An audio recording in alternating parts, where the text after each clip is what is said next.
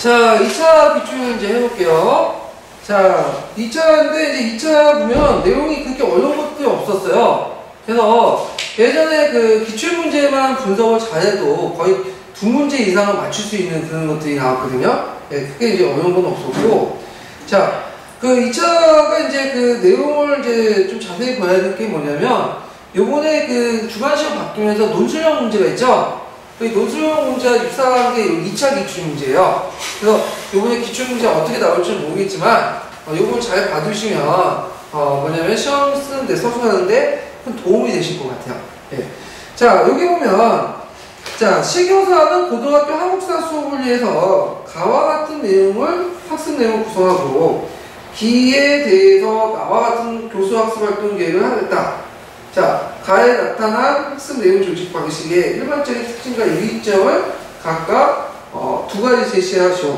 그리고 나의 채택한 도전식 수업의 방식의 개념과 교사의 유의할 점을 소수하고 니의 사전 준비 사항에 대해서 구체적으로 설명하시오. 나의 채택된 토론식 수업에서 기대되는 학습 효과들을 역사 사고 구성 요소 측면에서 기획의 학습 내용을 활용하여 서술하시오. 되게 복잡하죠? 뭐 이렇게 요구하는 게 많아?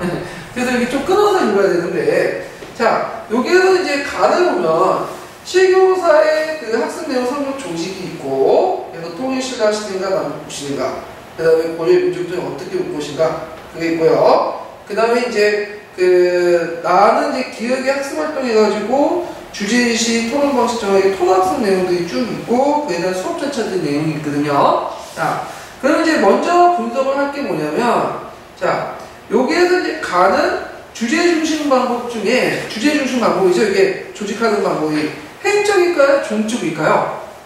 행적인가요? 종적이에요? 종적인 거와 행적의 차이점 아시죠? 행적 조직 방식이죠. 시간의 흐름에 따라서 조직된 것이 아니라, 옆에 같이 관련된 내용들을 통해서 조직된 행적 방식이죠.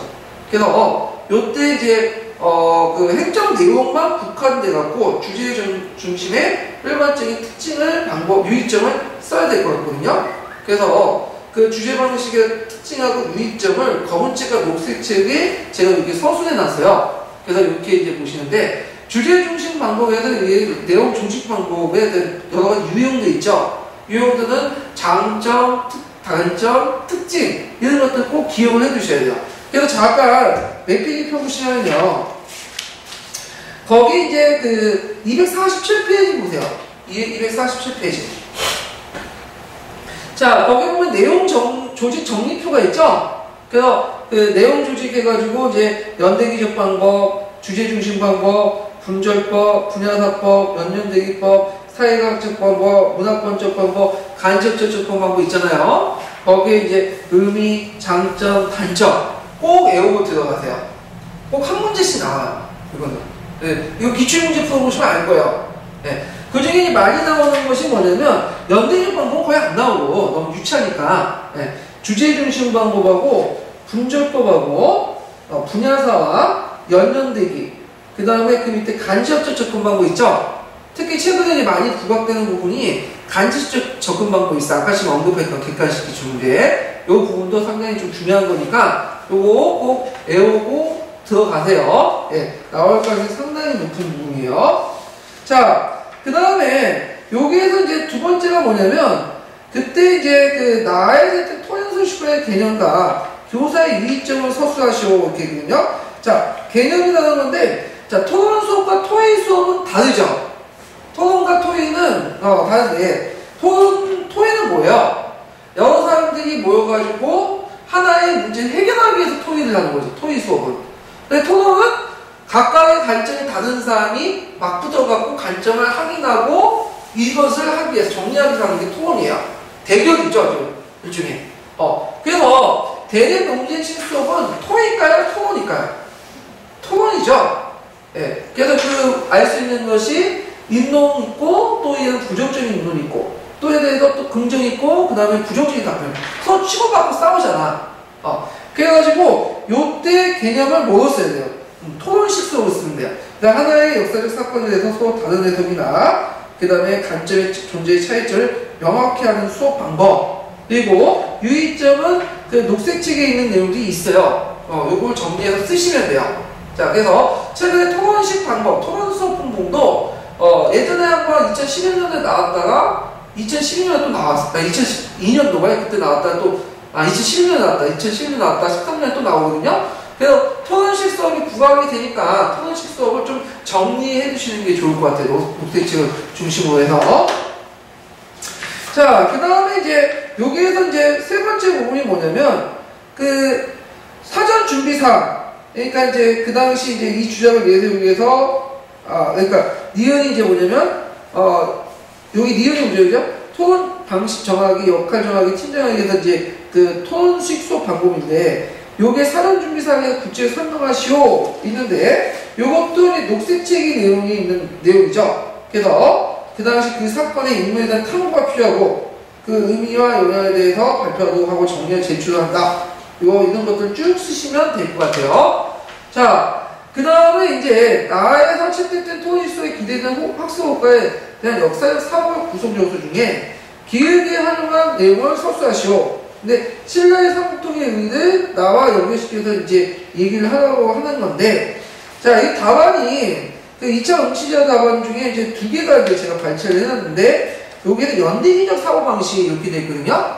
근데 이거는 연대기적 사고방식하고 좀 틀리죠. 신라의 삼국통의 의의를 나와 관련된 것들과 연결시켜서 기획대 나와 관련돼서 연결하면 연대기적 사고방식보다는 뭐가 필요할까요? 두 개의 대립된 사건을 딜레마에 빠질 때 서로 해결하는 사고력이 무슨 판단력이죠? 역사적 판단력이죠. 그래서 그 당시 역사적 사고력 구성력 4개가 있죠? 그 중에 연대기적 사고방식보다는 역사적 판단력과 관련돼가지고 삼국통의 의의를 긍정적인 거 부정적으로 같이 서술하면 그게 답이 될 거예요. 그래서 이런 내용들을 이제 보시면 될 것 같아요. 자, 그 다음에 2번 문제 보죠. 2번 문제. 자, 2번 문제는 가가 제정된 계획의 목적과 함께 쓰고 그 다음에 기획이 주조된 유통된 사항에 대해서 기술하시오. 그 다음에 이제 그리고 나에 관련돼서 강무정권 학회제도 개혁을 설명하고 니은의 계기와 내용 결과에 대해서 호소하시오. 지금 몇 개를 물어보고 있고요. 지금 일단은 4개를 물어보고 있죠. 지금. 자, 가는 이제 뭐가 될까? 신식화폐 발행 장점인데, 자, 신식화폐 발행 장점은 언제 발행됐죠? 제1차 가보개혁 때.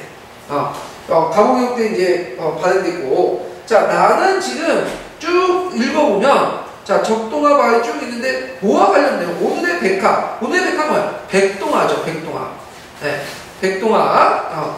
그리고 가는 여기에서 이제 최익현의 그 팔도 3인의 고항. 그러니까 최익현이 이제 뭐와 일상의 병과 관련됐죠. 1905년 정도 되는데, 여기서 이정이라는 것은 잘못된 걸 고쳐서 바로 잡는다는 뜻이야. 그 빗줄친 뒤에. 그러니까 이것은 딱 보니까 화폐와 관련된 거니까 1905년에 무슨 개혁을 말하는 거죠? 메가달 화폐 개혁을 얘기하고 있는 거죠. 지금 비판하고 있는 거죠. 자, 그럼 먼저 신식화폐 조례를 이제 제정된 계기와 목적 및 한계를 보죠. 계기가 됐던 것은 뭐와 관련된 거예요? 제1차 가보기가 뭐 때문에 일어났죠? 일본 분들이 그 당시 이제 동학농민을 위해서 파견했는데 동학농민이 쉽게 타락을 해버리시죠. 그러니까 주둔한 목적이 없으니까 개혁을 원고도 해갖고 계속 주둔한다니까 한국에서 뭐 교정처를 설치하니까 우리가 주둔해서 경복궁을 포위하고 궁국 기문추를 설치하고 했죠. 자, 요때 1차 가보개혁 관련된 내용을 쓰시면 되고 목적은 뭐죠? 자, 일본이 그 당시 뭘 실시했죠? 근본이에요? 근본이에요. 근본이 제일 실시했죠? 근본이와 근본이 제 차이점 아시죠? 본이라는 것은 예전에도 몇 번 설명했는데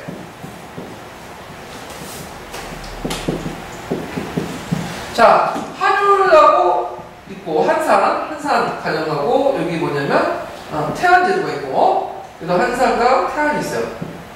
그래서 은본이 한산제도는 뭐냐면 요거는 그 운동을 기준으로 할 때 뭘 기준으로 한산시키겠다는 거야? 은을 기준으로.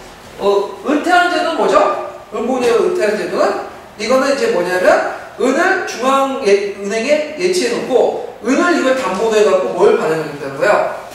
지폐를 발행하겠다는 거야. 네. 이건 이제 총의 지폐를 이제 발행할 때 신뢰도가 없다 보니까 이런 식으로 신뢰도를 부여하게 하고, 근본이즈도 마찬가지죠. 근본이 항상은 뭐죠? 금 운동 중에 금을 중심으로 환산하는 거고, 그 다음에 태화는 마찬가지로 금을 중앙은에 예치시켜오고 그에 상응하는 지폐를 발행하죠. 예전에 1970년대 이전에 그 미국의 그 달러 발행제도 있죠. 이게 근본이 태화인 제도예요. 예. 자, 근데 여기에서 이제 신시화폐 제도는 일본식 은본위 제도를 이제 했지만 아직은 중앙은행이나 이렇게 이제 하는 게 없기 때문에 주로 환산 기준을 은으로 기준을 잡은 거야. 그래서 은화를 중심 화폐로 두고 본인 화폐를 두고 보조화폐를 뭘 발행했어요? 백동화, 적동화 같은 보조화폐를 두겠죠. 근데 문제는 은화를 뭐냐면 많이 발행할 수가 없어. 찍어낼 수. 왜 찍어낼 수가 없을까요? 은화는 은이 어느 정도 쌓일 때 찍어내는데 그 당시 구한말 때 그 재정 상태가 그렇게 좋지가 않았어요. 그러다 보니까 은화보다는 주로 백동화를 많이 찍어냈어. 백동화.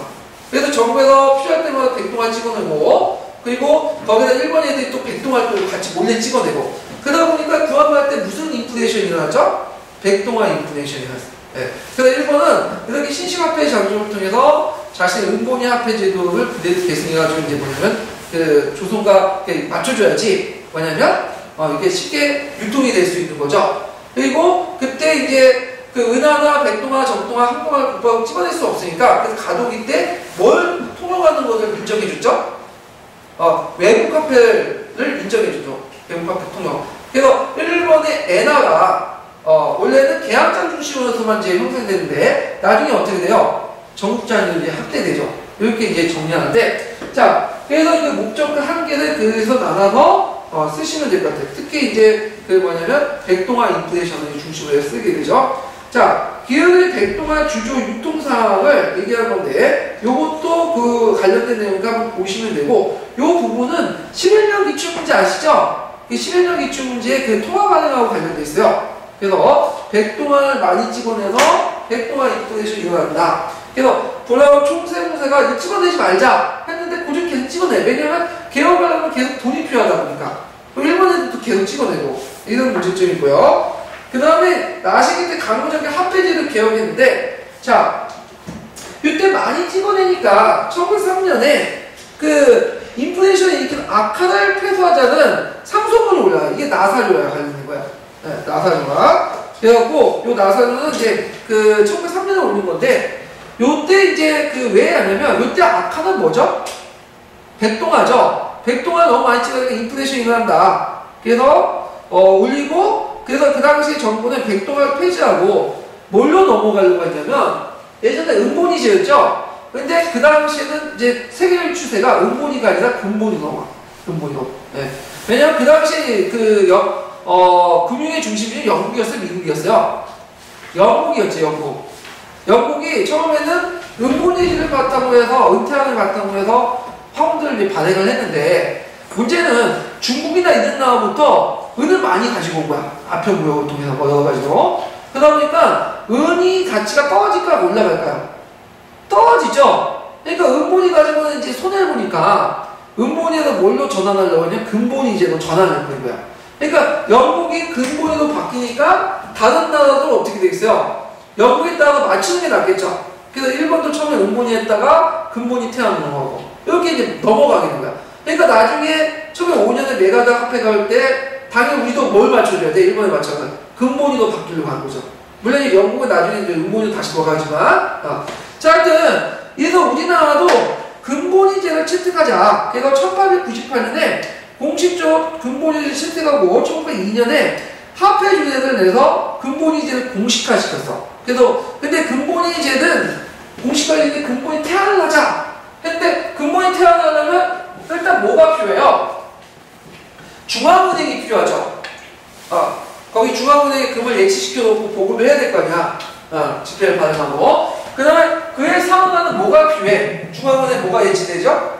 금을 예치시키고 발행을 해야 되죠. 근데 우리나라는 안타깝게도 금 확보를 제대로 못했어.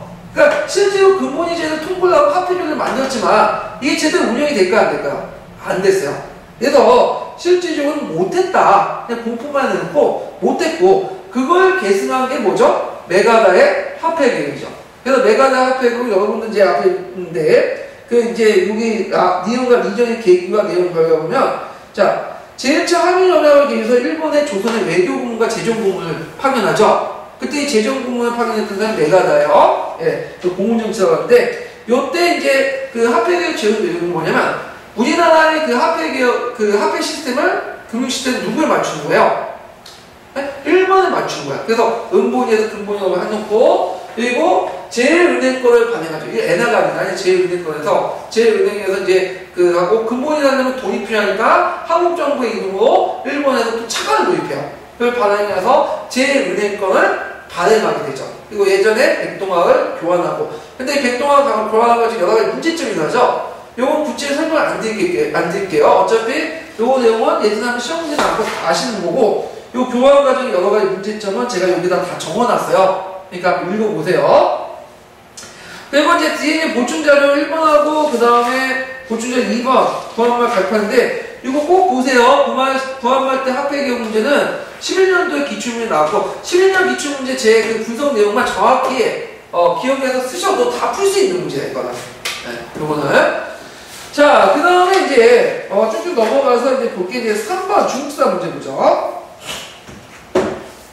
자, 3번은 이제 가상황이 나타난 배경을 대외교육의 측면에서 섭수하시고 개혁과 같은 상황이 가정된 재정 배경을 가와 관련한 구체에 기술하고 이 개혁의 내용과 결과를 당시 조세 제도의 운영과 문제점 중심으로 상수하시오. 그리고 이후 옹종년간의 조세 제도의 변화 과정을 서술하시오. 이렇게 있는데 자, 가는 이거 16세기 때 뭐와 관련되냐면 명나라 중기 때 북로남해와 관련돼서 북로남해. 그래서 북로남해는 뭐죠? 북쪽에는 몽고족. 그때 몽고족은 오일란트 타타르 불과인데 그리고 남쪽에 누가 쳐들어왔죠? 외구가 나왔죠. 이걸 이제 뭐냐면 후기 외구라고 하죠. 예. 그래서 이제 첫 번째 문장은 이제 뭐냐면 그 후기 외구 이제 그때 이제 16세기 때 그 가정시기 때 이제 외구의 번란 가정인데 요거는 이제 여러분들 알는 그 영파일난이라고 들었어요? 영파일난? 네. 이 영파일난과 관련된 거죠. 그 영파일난은 이제 그 뭐냐면 이걸 알기 위해서는 무슨 무역하고 좀 알아냐면 가방무역이 있어요. 가방무역. 네. 이 가방무역은 일종의 조공무역 형식인데 일본은 우리나라와 달리 중국과 조공채권 관계 그렇게 매번 맺었던 게 아니에요. 필요할 때마다 조공채권 관계를 맺었죠. 뭐 조공관계만 맺었다가 채권관계 같이 맺고 하는데 요 그 가방무역은 채권관계 맺는 게 아니라 조공무역을 맺었고 주로 무릎마치 초창기 때 이제 맺어진 거죠. 왜 맺었어요? 정기외국 때 그 당시 일본의 외구가 막 하니까 그 당시 명나라 그 집권자였던 주원장이 그 일본의 그 무릎마치 막부죠. 그 무릎마치 막부에게 가방무역부터 이제 뭐 주고 외국을 소탕해달라고 이렇게 요청을 한 거죠. 그래갖고 그때 이제 그 가방무역을 이제 해가지고 무역을 했는데 자 초창기 때 무릎마치 막부가 장악했는데 그 당시 이제 오니난이라는 거죠. 오니난 그 당시 그 뭐죠? 그 교토에 진해끼리 동문과 서문하고 막 개빨 싸우고 하면서 무릎마치 막부가 거의 떨어지게 되죠. 그때 이제 무릎마치 막부 때 지방세를 통제하지 못하니까 이 가방무역을 통한 대면 무역권이 누구한테 넘어가냐면 지방 호적대에 넘어가요. 다이모드에게. 그래서 이제 그 당시 다이모드는 호스카와 씨하고 오우치 씨가 무역권을 갖고 있고 호스카와 씨는 누구와 연결되면 사카이 오늘날 오사카에 있던 상인들이고 오우치는 하카타 상인들하고 이제 연결되거든요. 근데 이 사람들이 요걸 대면 무역을 하다가 서로 싸우게 돼. 근데 싸우는 이제 지는 쪽이 열받아가지고 거기에 끝나는 게 아니라 약탈을 내요. 그래갖고 그때 이제 지네끼리 싸우다가 그 과정에서 그 강남에 영파가 있거든요. 거기에 가가지고 일본사의 약탈이 시작되고 이걸 계기로 명나라 정부가 화가 난 거죠. 요게 우리가 해줬는데 이만 이뿐이냐. 그래서 일시적으로 그 가방무역을 단속을 하죠.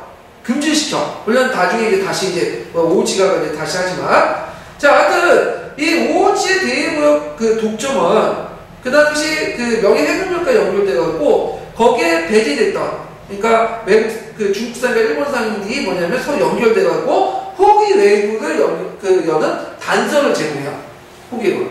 그래서 그 영파에 나는 계급하고 이 오우치시가 명가에 독점을 하게 되죠. 다방구역을 독점을 하게 되고, 자, 그 다음에 거기에서 배제된 일본 사람들과 또 명가를 해금령을 내죠. 그래서 영국의 그 중국에서 합법적인 그 외국물을 못하니까 거기에 중국의 강남의 일부 상인 집단이 서로 연결돼갖고 일으킨 것이 제2차 무슨 난이에요?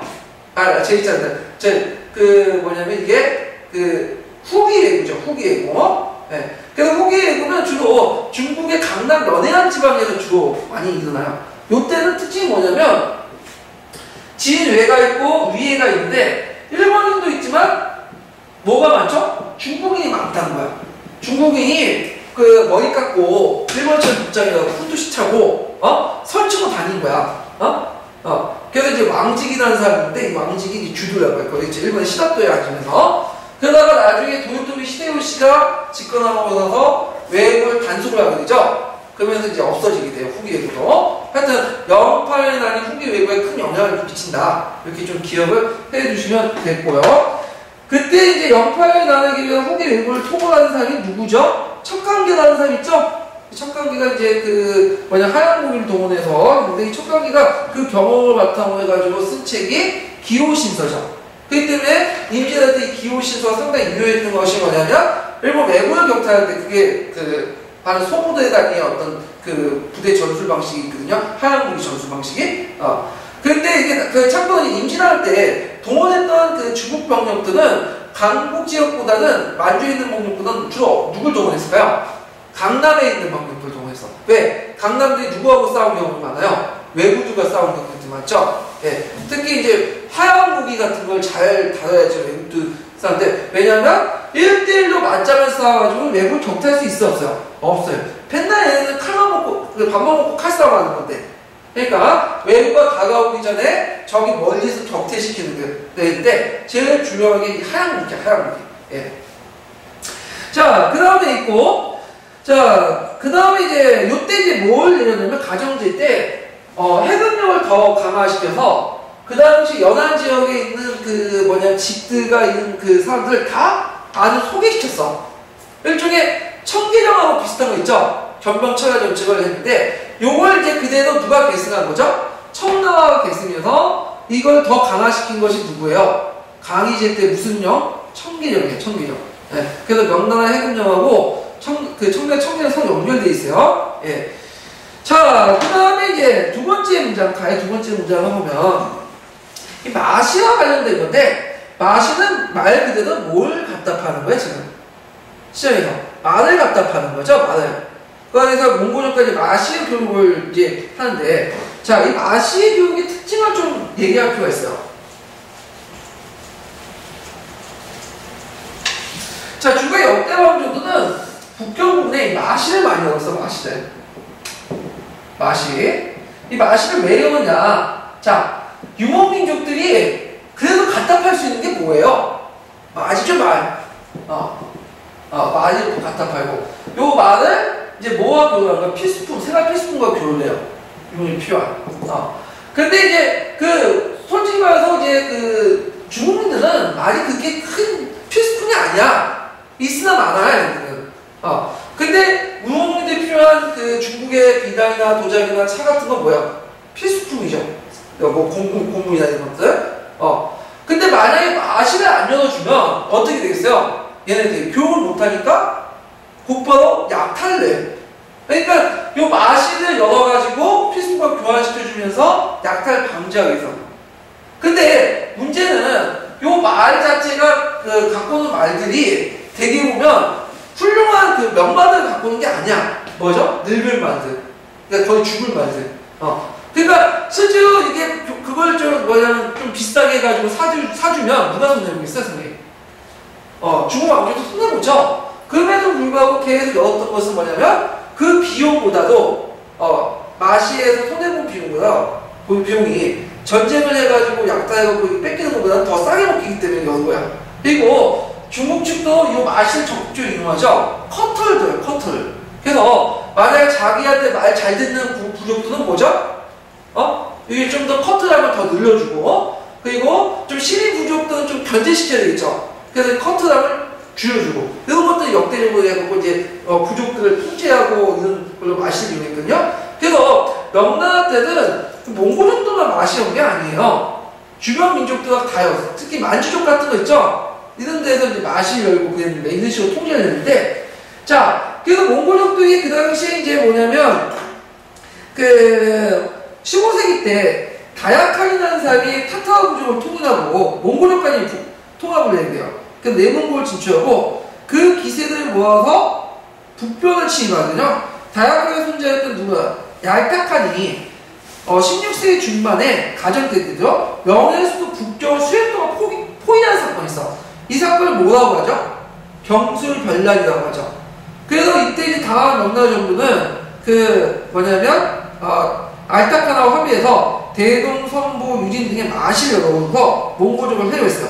근데 이 몽골족들이 뭐냐면 잘 안 됐어요. 왜냐면 몽골족 안에서 또 여러 부족들이 있잖아요. 근데 어떤 부족들은 또 허용해주면 또 하다가 다른 부족 소외되면 또 약탈나고 또 이런 식으로 했기 때문에 잘 안 되니까 안 되겠다. 그래서 마시를 폐쇄시켰어 그냥. 근데 마시를 폐쇄시키면 더 뭐냐면 약탈이 극성하죠. 그러니까 장과정이 마시를 여는 비용이 마시를 열지 않는 비용보다 훨씬 더 싸게 먹힌다 해갖고 그 당시 이제 그 알타칸은 숭양을 봉하고 폐쇄됐던 일시 폐쇄된 마시를 다시 제기했어요. 마시가 제기되니까 사람들이 어떻게 해요? 반대파들이 욕하죠. 왜 마시를 제기하냐? 이거 마시를 합류하면서 우리가 손해본다. 그렇지만 그 뭐냐면 갑자기 그 장관적인 생각과 좀 다른 게 뭐냐면 그래야지만 평화를 유지할 수 있다. 그래서 마시를 얻고 그것이 어느 정도 성공을 했죠. 그래서 몽골의 화평을 통해 군사비를 절감했다. 그러니까 우리 시골집은 지금 개성공단이나 뭐죠? 저 금강산 강강 있죠? 그거 비슷하다 보시면 돼요. 그거 유지해서 크게 이익은 없지만 그 열어놓으면 뭐예요? 북한이 함부로 쳐들어오지 못할 거 아니야. 왜? 뭔가 가지고 있으면 자기가 기득권 있으면 전쟁할 수 있어요? 없어요. 없다고 생각하면 전쟁하는 거야. 그거 비슷하다 보시면 돼요. 자, 그래서 이렇게 해서 이제 쭉 쓰시면 되고, 그 다음에 기획의 재정 배경 가와 관련돼서 쓰시오. 그래서 여기에 보면 그 내용 안에 보면 나와 관련된 것은 이제 주로 장과정의 이제 개혁이죠. 그래서 이제 대수의 위국과 기획을 정하고 있는 여기 나오는 이제 뭐냐면 일족법도 나오고, 근데 태창의 공식이 가득하여 10년을 집행하고도 남을 정도가 되었고, 태창은 뭐냐면 관리의 공급을 주는 간청 이름이야. 그래서 그 태창의 공식이 가득하다는 것은 명나라 재정이 뭐예요? 풍부하다는 거죠. 그걸 가능했던 것은 일족법의 실시라고 볼 수 있죠. 그래서 이 일족법의 실시 배경에 대해서 쓰시면 되겠죠. 음경제보금이라든지 대토주의 서약상, 이갑제 붕괴, 상품화폐 경제 대응, 그 다음에 이런 것들을 쭉 쓰시면 될 것 같아요. 그래서 이런 내용들을 이제 일족법에 그 관련된 것들을 쓰시면 되고요. 자, 그 다음에 그 개혁의 결과 당시 나선 조세제도의 운영 문제점을 중심으로 내용과 결과를 조세제도의 결과를 그 상수하고, 그리고 옹정연간의 조세제도 변화 과정을 쓰시오 이렇게 했는데요. 자, 요걸 설명하려면 상당히 뭐냐면 어려워. 그래갖고 그 부분을 제가 일단은 했는데, 그 당시 조세제도의 운영 과정 중에 뭐냐면, 그때 이제 조선 명나라 초기 때는 뭘 사용했죠? 동전하고 그걸 사용했죠. 근데 잘 안 되고 이제 뭐냐면 물품화폐 중심으로 했는데, 나중에 이제 명나라가 사회가 안정화되고 은납화되면서 이 다양한 그 세금들이 은납으로 통일되기 시작해요. 은납화. 근데 이 과정 속에서 이제 요역도 통일되고 뭐도 통일되고 지세도 다 은납하는데 세목이 되게 복잡하게 돼요. 복잡하면 어떻게 되죠? 관리의 부정부패가 더 많이 늘어나죠. 예. 그래서 세목을 정리해서 징수 업무를 좀 간소할 필요가 있었고, 그 다음에 또 두 번째는 그 인구 이동이 심해져요. 명나라 중기 때. 그래서 종전의 어떤 원액 중수지, 두 번째는 뭐냐면 이제 이 인구 증가에 대응하는 어떤 세제가 필요했고, 특히 그 이갑의 기준이 됐던 강남과 강부의 어떤 불균형, 지역간의 불균형, 더 이상 이갑이 조세의 기준이 될 수가 없어. 요게. 그래서 이런 것도 이제 정리할 필요가 있었고요. 자, 그 다음에 이제 여러 가지 그 정부 재정이 크다 보니까 그 정부 재정을 받는 그 비용도 필요하겠죠. 그 오른쪽 징수 필요하고. 이런 것들 쭉 쓰시면 될 것 같아요. 1초 평소에. 그래서 제가 이걸 많은 내용을 짧은 시간에 지금 다 설명 못 드리겠고, 제가 여기 다 정리해 놨거든요. 그래서 이거 보시면 되고요. 자, 그 다음에 이제 옹정명까지 조세제도 변화 과정 서술한 부분은 어떤 걸 말할까요, 지금? 1조 편법이 끝나고 나서 어디까지? 지정문제, 옹정의 지정문제 실시했죠? 그 과정을 이제 했는데, 요 조세제도의 변화 과정을 제가 크게 지정문제 그 실시 과정과 조세징수와 운반제 변화 과정 두 가지 측면에서 얘기했어요. 그래서 그 지정문제 실시 과정은 다 아실 거예요. 일정한 연도에 태어난 사람은 인구 고정시켜 그 이상 받지 않고, 이걸 강의실 때 기반해서 나중에 옹정제가 실시한 것이 지정문제죠. 요거는 거의 2차 서술자들이 다 썼더라고요. 근데 여기서 제가 더 추가한 부분은, 이게 범위가 옹정형의 조세제도 안에는 또 뭐가 있냐면, 요 안에는 조세징수관과 운반제도도 포함되어 있거든요. 그래서 조세징수와 운반제도의 변화 과정도 같이 여러분들 알기 쉽게 서술했어요. 군정군역법, 간수간대법 등등 있는데, 요 내용도 같이 있으니까 파악해 두시는 게 좋을 것 같아요. 그래서 제가 여기 설명을 다 못 드려요. 너무 많아. 여기까지 설명하기는. 그래갖고 했고, 그리고 이 부분을 자세히 아시려면 제가 동양사 그 본강의 교재가 심화강의 내용이, 그래서 명정시대 조세제도 변화해갖고 제가 사회경제사 책을 바탕으로 해서 서술한 내용이 있어요. 설명한 부분이. 이 부분을 참조를 하세요. 아주 자세히 제가 설명을 해놨어요. 자, 그래갖고 명정시대 때의 조세제도 변화, 1조 편법에서 지정문제 그 내용들을 중심해갖고 되게 중요한 부분이니까 꼭 정리하시고, 그리고 남도, 북도, 남해 부분, 특히 이 북도, 남해 부분에 관련된 부분이 약간 많이 나오죠? 네, 그 내용도 정리해 주시는 게 좋을 것 같아요. 자, 보충자료 이제 외국의 옆에나 좀 읽어보시고, 그 다음에 마지막에 서양사와 관련된 문제죠. 이게 서양사 4번 문제, 267페이지. 자, 이거 중세도시연에 관련돼서 가와 가사료에 읽고 물음에 답하시오. 요거는 약간 풀었던 1차 기출문제 있죠? 그거 연결시켜서 보시면 돼요. 가는 물수도 조교의 기하문인데, 요건 뭐냐면, 그다음에 공원 운동에 일어나가지고 상인들이 이제 누굴 쫓아낸 거야? 성직자 제국을 쫓아낸 거야. 이건 북유럽이에요, 남유럽이에요? 북유럽이죠? 공원 운동 중에. 네, 11세기 때 일어난 거고. 그 다음에 나는 이제 지종업자들이 이제 쭉 있는데, 이거는, 중세 말기에 들어가면, 중세에 원래 중세는 자유민주에 세운 거죠? 처음엔 판매했는데, 나중에 들어가면 어떻게 돼요? 도시 행정을 장악한 신참사회를 중심에 뭐예요? 귀족들이 이들을 뭐라고 하냐면 도시 귀족들이라고 해요. 이 도시 귀족들, 상인 기준 중심에 도시 귀족들이 시행정권을 장악해요. 그리고 수공업자들 몰아낼 거죠. 그리고 수공업자 안에서도 장인들만 독재하고 직인이나 뭐냐면 이런 사람이 이동 노동자로 전락하게 되죠. 그러니까 계층 간의 갈등이나 양극화가 어떻게 될까요? 심해지죠. 그러니까 이제 이 하층 직인들을 중심으로 우리도 시 행정에 참여하자 해가지고 14세기 15세기 거쳐가지고 이탈리아나 프랑스나 그 다음에 네덜란드나 독일 지역에서 이런 하층 직인들을 중심으로 해서 반란이 일어나요. 그래서 우리가 알고 있는 이탈리아 피렌체나 COP의 반란도 이런 분류 중에 하나죠. 그래서 이건 독일에서 일어난 내용들을 지금 얘기를 하고 있는 거야. 그래서 있고 그 다음에 단은 뭐죠? 단은 중세시대 때 뭐와 관련된 거예요? 길드와 관련된 거예요. 길드. 수공업자 길드. 네, 이 수공업자 길드의 내용과 그 다음에 또 밑에 있는 시청사회 같은 법률, 그러니까 도시 행정과 관련된 그 내용들이 들어가 있죠. 자, 그 다음에 이제 문제 풀어보면요. 첫 번째 4-1번 문제인데 이건 이제 서양사 문제죠. 자, 가하 내용을 바탕으로 중세 도시의 지배구조의 변화와 시정 운영 및 잠깐만요.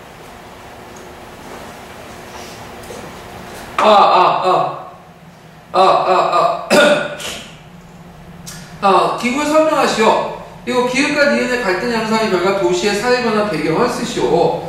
자, 중세 도시의 지배구조의 변화와 시정의 운영은 아까 설명한 처음에는 중세 도시는 공권 영주의 보호하고 있다가 나중에 11세기, 세계세계 거쳐 콩운동이 일어났죠. 그래서 이 콩운동을 통해서 두 가지 방법이 있다고 했죠. 이탈리아 같은 경우에 영주에 돈을 지불하고 자치권 행보하고 그들 같이 참여하는 방법과 아까쯤에 이제 가사를 보는 것처럼 알프스 북쪽은 도심장하고 공공 귀족들을 쫓아내는 거죠. 이런 식으로 이제 두 가지 있고요. 자, 그 다음에 이제 여기에서 시정 운영 방식과 기구는 뭘 중심으로 이제 하냐면 시참사회를 중심으로 쓰시면 돼요. 그래서 시참사회를 독자적인 행정기구와 시민군을 자치지가 있고 뭐 독자적인 재판권과 사법권을 가지고 있고 이런 내용들 쓰시면 되겠고요. 자, 기획과 니은의 갈등 형사. 기획은 뭐죠? 부유한 상인들, 그 다음 니은은 수공업자들, 그죠? 그래서 14세기 넘어가면 도시 안에서 또 뭐예요? 도시 귀족계층이 생기고 그 다음에 하층민들도 생기고 양극화가 일어나. 그리고 그 수공업자 길드 안에서도 장인계층이 있고 맨날 장인은 장인분들만 나오고 직인들과 도제들은 맨날 하층 노동자 전락하게 되고 그래서 그들 간의 갈등들이 일어나요. 그런 갈등들이 아까 지금 14세, 15세기 거쳐가지고 도시 반란층에서 일어나게 되는데 자, 요 내용들의 이제 변화 배경들 쭉 쓰시면 될 것 같아요. 사회적 계층화, 도시 사회 계층화요. 그래서 요 내용들 이제 보시면 되고요. 그 다음에 뒤에 넘어가서 4-2번 문제 보는데 자, 이 4-2번 문제는 그 역교돈의 세계사, 역교돈의 사교학습 부분하고 그 다음에 길드와 관련된 부분들을 물어보는 거예요. 같이 역교돈의 사교사라서 자, A지 교사는 고등학교 세계사 수업에서 다사교를 선정하여 아래와 같이 수업을 구상하였다. 학습 목표 A를 달성하기 위해서 교사의 사전활동에 사교학습의 문제점을 보완하는 측면에서 두 가지를 기술하고 자, C가 학습 내용을 확인해서 B의 학습 주제와 관련돼갖고 보시오. 길드의 경제활동과 관련된 것을 쓰는데 첫 번째 보면 자, 그 다에 관련된 그 사료를 보고 그 전에 먼저 보완할 점이 뭐냐 이용할 때 자, 요걸 이제 녹색책에 있는 걸 답했죠. 일단은 학생들이 원본 그대로를 제시하면 모르죠. 그러니까 학생들에게 알기 쉽게 표현에 맞게 표현을 편집할 필요가 있죠. 대학 국사나 동양사 원사를 한 분이 만들 쪽에 이제 있는데 번역해서 했구나. 영어나 외국어를 또 번역하고 현대어에 맞게 번역해서 해야 되고요. 그리고 학생들이 배경지식 잘 모르죠? 그러니까 배경지식도 같이 알려줘야 된다. 그래서 교사가 그 같은 보완을 하기 위해서 하는데 이건 녹색책 내용이 있어요. 녹색책 내용. 예. 자, 그 다음에 이제 길드의 경제활동 같은 경우에는 이건 고등학교 지식이죠. 그래서 여러분들 알다시피 쭉 규제 같은 게 있는데 요건 굳이 설명 안 드릴게요. 요거는 뭐 교과서에 있는 내용들 쓰시면 돼요. 가입 자격이라든지 그 다음에 생산이나 이런 것들 다 규제를 하죠. 네. 그래가지고 요 내용들 이제 보시는데 참고로 여기에서 한번 팁을 더 드리자면 길드가 왜 해체됐을까요? 길드가 요것만 끝낼게요. 길드의 경제활동은 뭐 다 알고 계시는 거니까 길드에 만약에 해체 과정을 선수다 하면 어떤 게 선수해야 될까요? 일단 예전에 제가 아시는 분이 그걸 물어보더라고요. 길드가 어떻게 해체됐냐고. 그러니까 우리가 길드의 해체 그 역사적 사전은 국민의회 때 길드가 해체됐다 이렇게 나와 있죠? 국민의회 그 개혁 중에. 근데 갑자기 그 길드가 정치적인 어떤 결정에서 해체됐어요? 그건 아니죠. 통원적인 거고 실제로는 뭐냐? 길드가 이미 해체됐는데 국민의회 때 이걸 공식화 시켜놓은 거예요.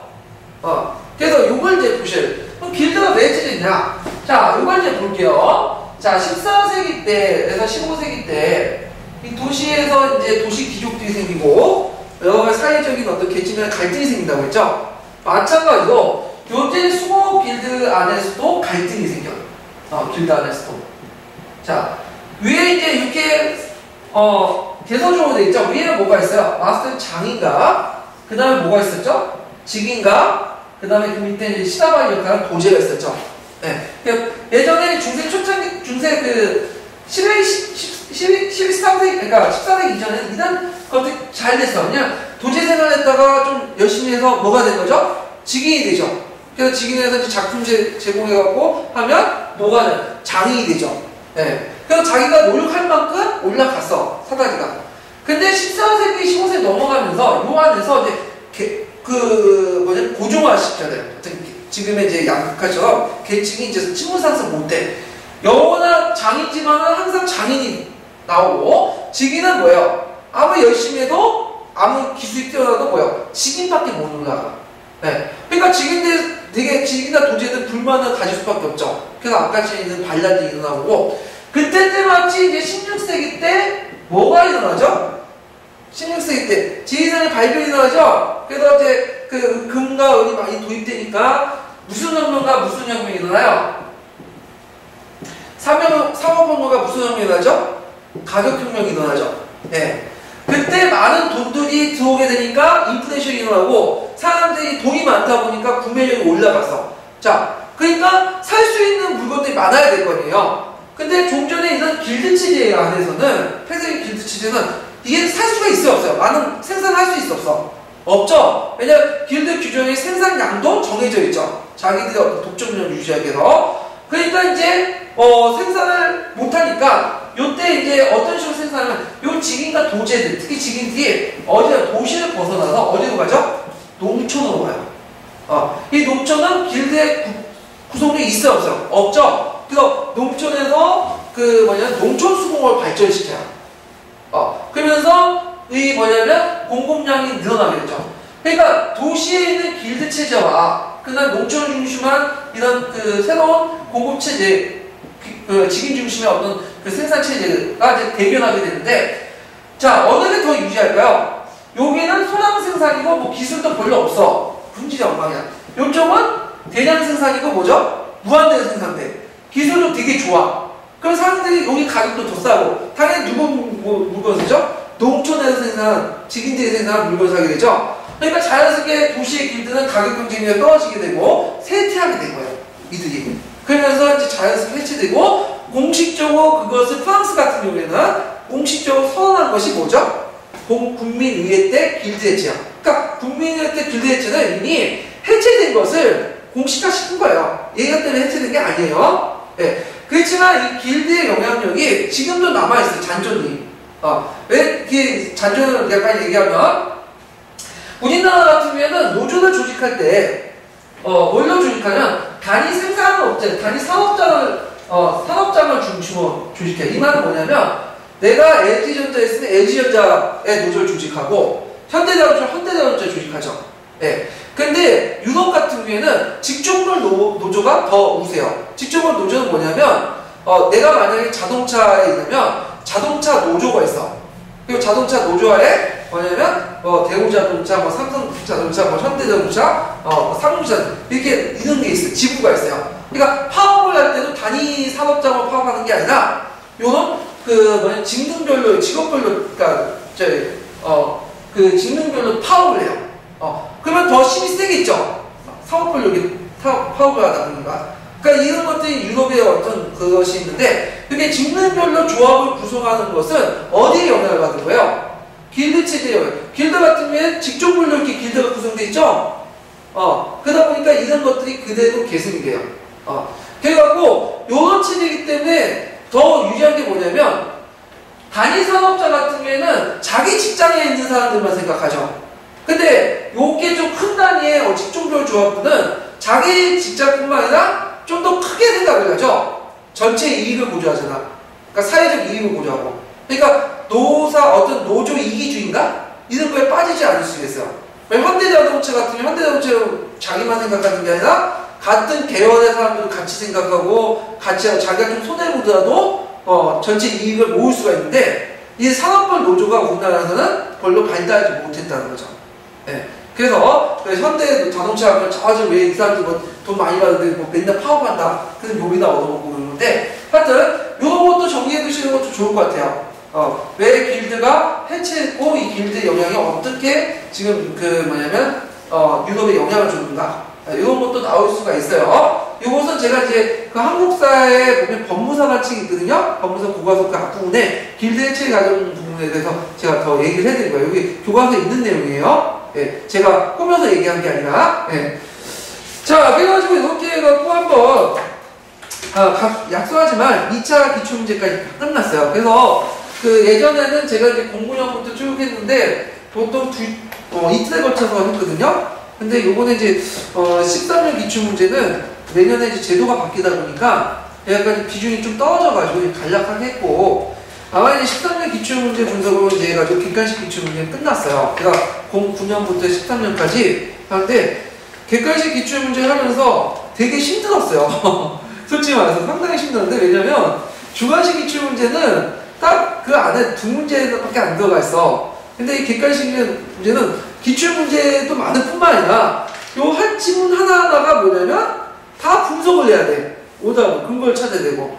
그러니까 요거 하나 만드는 과정이 고난의 투쟁이었고, 하나의 예술 활동이었고, 하나의 인내 작업이었거든요. 그리고 요걸 제가 일일이 다 뭐냐면 근거 자료를 다 찾아가지고 하는 거예요. 제 생각을 주관적인 얘기를 한 게 아니라 여기 되게 근거 자료 다 있어요. 이 부분은. 그래서 이걸 통해서 09년에서 13년까지 제가 5년 동안 하면서 기출문제의 그런 어떤 실력이 많이 늘어나는 것 같아요. 주관식보다.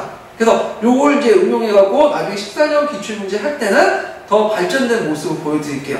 그래서 여러분도 이제 공개 다 되니까 기출문제 분석 자료는 기출을 공부하시면 되고요. 중심으로. 그리고 여러분들 이제 기출을 공부할 때 어떤 분이 학원 강사분들 요즘에 기출을 많이 하더라고요. 그래서 다른 분들하고 뭐 비교해가지고 뭐 했는데 뭐 누가 답이 맞느냐 이런 게 이제 문제가 되는데 어떤 분들은 뭐 학원 강사분에 대해서 되게 믿음과 신뢰해가지고 이 답을 그냥 받아들이는 분이 있어요. 근데 절대 그건 좋지 않아요. 제가 말하는 답이나 그 학원 강사 말하는 답이나 맞을 수도 있고 틀릴 수가 있어. 근데 그 진위 여부는 그 사람에 대한 신뢰와 믿음에 대해서 찾으면 안 돼요. 그거는. 여기가 무슨 종교 집단이에요? 예. 종교 공동체가 아니잖아요. 뭐 신앙 공동체가 아니잖아요. 뭘 찾아야 되죠? 사실과 근거를 찾아야 돼요. 사실과 근거를 가지고 찾아가지고 이 사람의 판단의 진위 여부를 따져야지 그 사람 믿고 신뢰를 가지고 무조건 그 사람 말이 맞다. 그런 식으로 얘기해서 기출을 하는 것은 틀리다는 거예요. 받아들이지 못하는. 그런 분들은 공부를 하지 말고 그냥 저기 성당이나 교회에 가서 그냥 하나님이나 부처님 믿으세요. 네, 그게 예수님 믿는 게 제일 좋은 거야. 이 사람들은 종교를 믿는 거지 공부를 하겠다는 하는 게 아니에요. 네, 그러니까 기출 분석할 때 제일 중요한 거는 권위 있는 사람 말보다는 뭘 찾는 거죠? 객관적인 기준, 기본서를 가지고 교과서 기준을 가지고 공부를 하셔야지 성공하고 나머지 사람들 말들은 그냥 참고 자료예요. 제가 제시한 것도 이렇게 참고 자료 설명해야지 이걸 그대로 믿지 마세요. 저도 계속 끊임없이 계속 틀린 거 있으면 계속 고치고 그런 거거든요. 그래서 이런 것들을 염두에 두시고 공부를 해주세요. 자, 오늘 이렇게 해서 마지막 강의를 했고요. 네, 그래서 다음에 역사 교육 할 때 또 뵙겠습니다. 네, 오늘 수고하셨습니다.